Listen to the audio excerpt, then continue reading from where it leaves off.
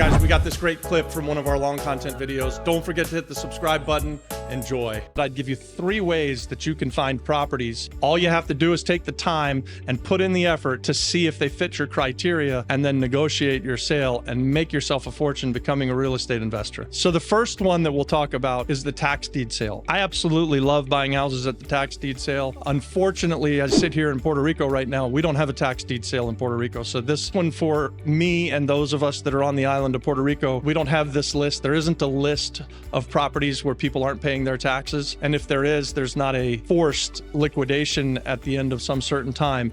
But in the rest of the United States, there is a tax deed sale in all of the 50 United States. I believe that to be true. So we use Real Foreclose as the website in Florida, and they do a great job of listing every foreclosure and every tax deed sale that comes up. What this does is it tells me every week there's a sale in just about every county that they have on their site that says, here are the properties that aren't paying their taxes. They haven't paid for 3 years, and now the government's going to liquidate that, and you can buy those properties at the tax deed sale and get tremendous deals. It's a great source to find distressed sellers, distressed properties, and things that you're going to buy under market value. And you can see when someone's losing their property for the amount of their taxes, they're almost all a good deal at that point. So then your job is just to figure out how much do you give the seller to get control of the property. The second area that you can do is very similar to tax deed sales. And again, this one though does exist in Puerto Rico and in the mainland. There's a foreclosure sale in every county in the States and basically in every city on the island of Puerto Rico, and they happen all the time. And you can go to the courthouse here in Puerto Rico and find the list of properties that are coming up for the foreclosure sale and go to these foreclosure auctions and buy the properties. They're motivated. The banks are going to be motivated. You'll know what you're going to need to pay or what the bank will take. You can tell all of this. You can glean all of this information by going and getting the list from the foreclosure sale. But you can also go and then talk to the people who are losing the properties, bring them out of foreclosure, buy the properties from them directly. Maybe you do subject to, maybe you do seller financing. There's just a ton of ways that you can put yourself in between the person who's losing the property and the bank and become a real estate superhero. So people who are in foreclosure, they're desperate. They don't know what to do. They clearly don't have the money to pay the bills, or they would have already done it. So they need a real estate investor, someone like you, to come along and coach them through and buy their property basically from them and get them out of trouble and save the day. You can repair credit. You can keep them from having a foreclosure on their record.